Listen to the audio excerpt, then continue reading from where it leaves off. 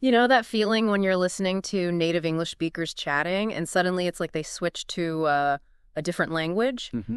Chances are you've just encountered the wonderful world of phrasal verbs. Yeah, definitely. These little combinations of words pop up everywhere, and getting a handle on them is, well, it's a game changer for understanding and sounding natural. So buckle up because that's exactly what we're diving into today, Yeah. cracking the code of phrasal verbs. That's right. You might know what give means and what up means separately, but, put them together and give up takes on a whole new life. Yeah, It means to quit. exactly. Phrasal verbs are these dynamic duos, sometimes even trios, of a verb and a particle, and their combined meaning is often way more interesting than the sum of their parts. We're going to explore the essential ones you need for everything from, say, hanging out with friends to tackling work, Right. and even talking about how you're feeling when you travel. Okay, so our mission today is pretty simple. We want to equip you with the essential phrasal verbs so you can navigate everyday English conversations with confidence and, feel like you're truly part of the exchange. Think of this as your shortcut to sounding more fluent. Let's maybe lay the groundwork first. At its core, a phrasal verb is a verb joined by a particle. Now, this particle can be a preposition, words like on, in, up, down, or an adverb, maybe like away, out, back. Uh-huh. These little guys really pack a punch when they team up with a verb. And here's where it gets really interesting. It's not just a verb and a buddy hanging out, is it? Often, this combination cooks up a completely new meaning, something you wouldn't guess just from knowing the individual words. Yeah. It's like a linguistic alchemy. Precisely. Consider give up again. If you were to take it literally, you might imagine physically handing something upwards, right? Right. But as we said, it signifies stopping an effort. What's fascinating here is how that simple particle up can imply a sense of completion or finality to the action of giving. And then there's run into. You're hopefully not physically colliding with anyone. Sure. Run into actually means to meet someone unexpectedly. Like, I ran into an old classmate at the coffee shop this morning. It just paints a picture of a chance encounter, doesn't it? Exactly. So while they might seem a bit unpredictable at first glance, there are often underlying patterns or conceptual links that can help you grasp their meaning. Okay. And even when there aren't obvious clues, familiarity through exposure is key. That's what we're aiming for today, to build that familiarity with the most common ones so they become sort of second nature. Okay, let's unpack some of these essential phrasal verbs then. The ones that are really the bread and butter of everyday conversations. We'll start with those you hear all the time when people are just socializing and, going about their daily lives. Yeah, good place to start. When you're building relationships or just spending casual time with people, one of the first phrasal verbs you'll likely encounter is hang out. This simply means to spend time with someone in a relaxed and informal way.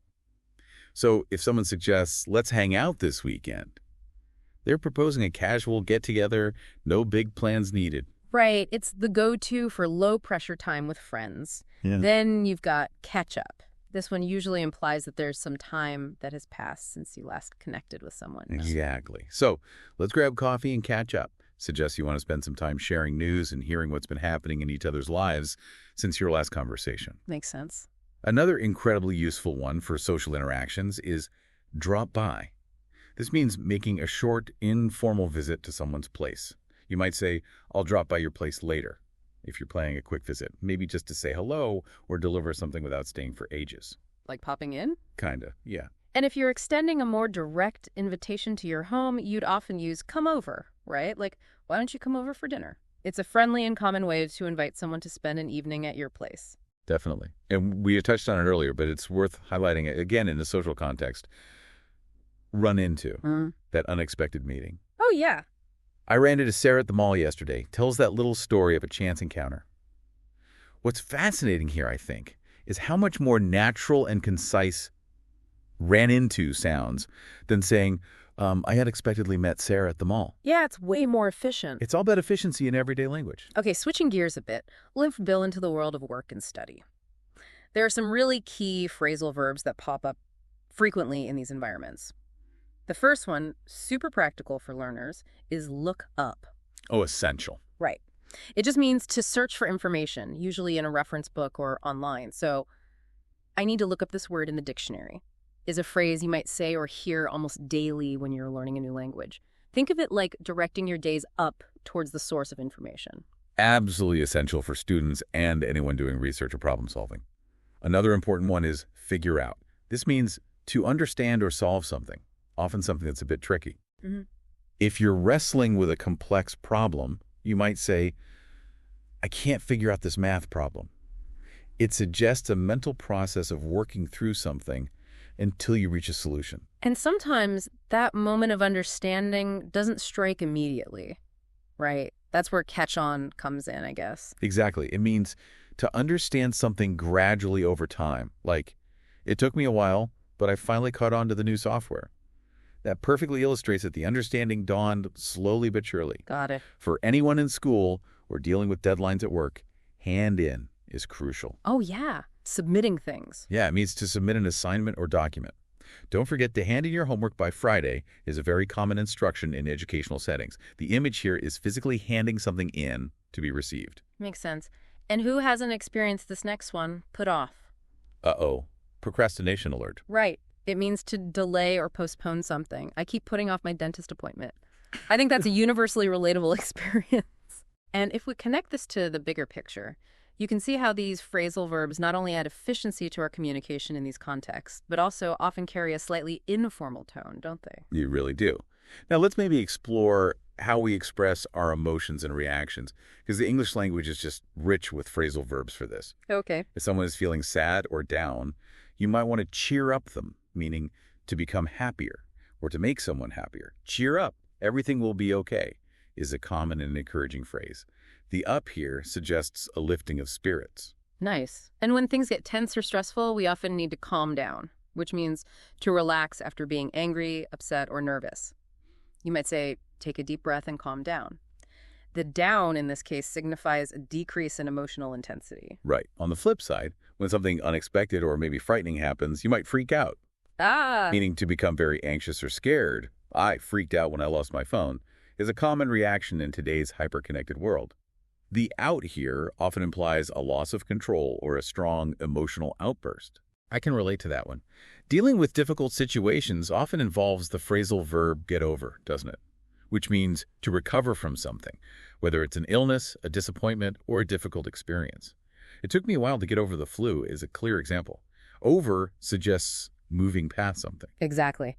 And when someone becomes intensely angry, they might blow up, meaning to suddenly become very angry. Like an explosion. Pretty much. He blew up when he saw the mess in his room. This raises an important point. Notice how the particle up really amplifies the intensity of the base verb blow. Yeah, it does. It's as if the anger is expanding rapidly. Finally, let's navigate the world of travel with some essential phrasal verbs.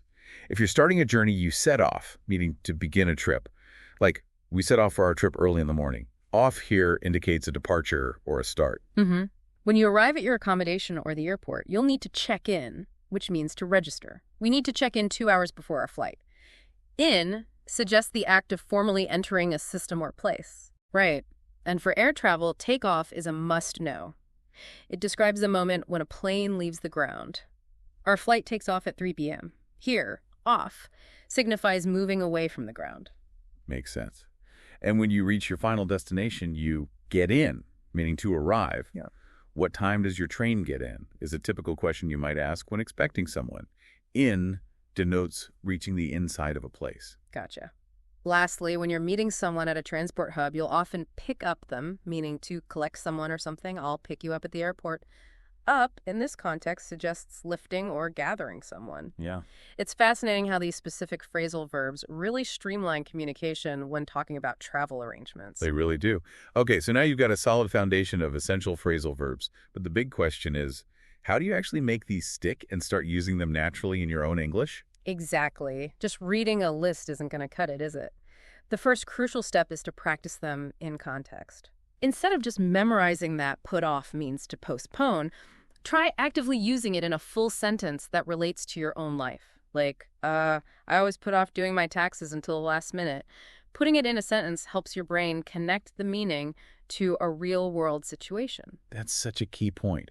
Another incredibly effective way to learn is to immerse yourself in how native speakers actually use them. Watch movies and TV shows in English. Listen to English language podcasts like this very deep dive. Right. Pay attention not just to which phrasal verbs are used, but also how they're used in the flow of conversation. You'll start to intuitively pick up on patterns and the overall feel of them. And don't underestimate the power of some tried-and-true study techniques. Consider using flashcards or keeping a dedicated vocabulary journal specifically for phrasal verbs. I get classic for a reason. Write down the phrasal verb, its meaning in simple terms, and most importantly, create your own example sentence that's relevant to you. Review these regularly to reinforce your learning. To really push yourself and make these an active part of your vocabulary, try setting yourself some speaking challenges. Maybe aim to consciously use 1 or 2 new phrasal verbs in your conversations each day. Ooh, that's a good challenge. Even if it feels a little forced at first, the more you actively try to use them, the quicker they'll become a natural part of your speech. Here's a really practical technique you can try. Ask yourself simple questions throughout the day that prompt you to think of and use phrasal verbs.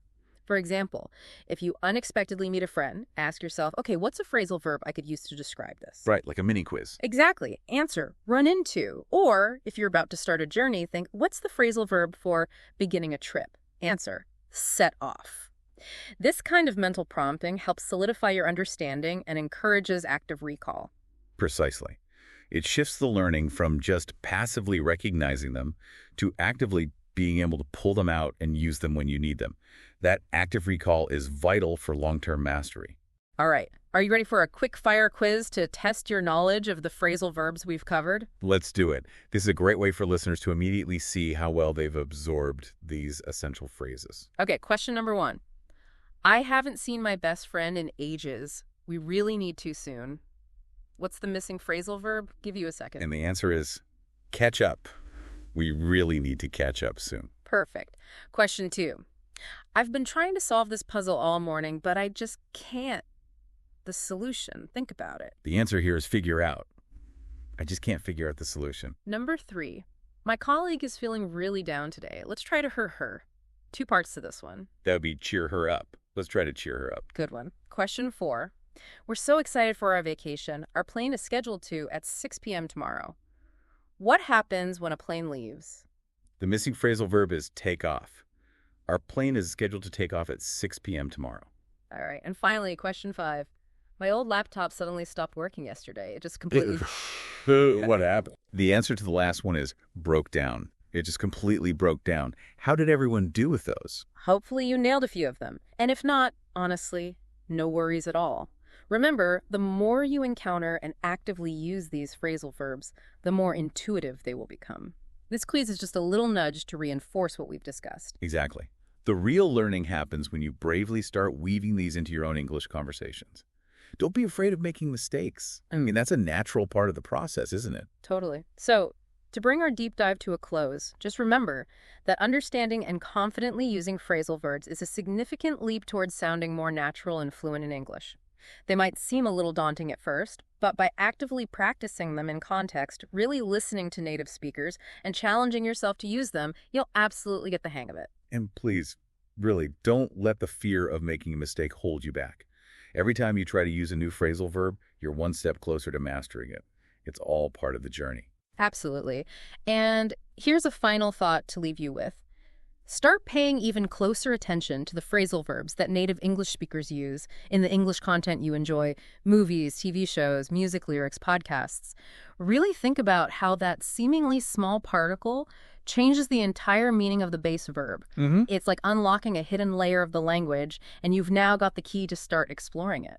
That's a fantastic way to continue your learning. Keep your ears open, keep practicing, and we're genuinely excited for you to confidently start using these phrasal verbs in your everyday English. Thanks for diving deep into this with us.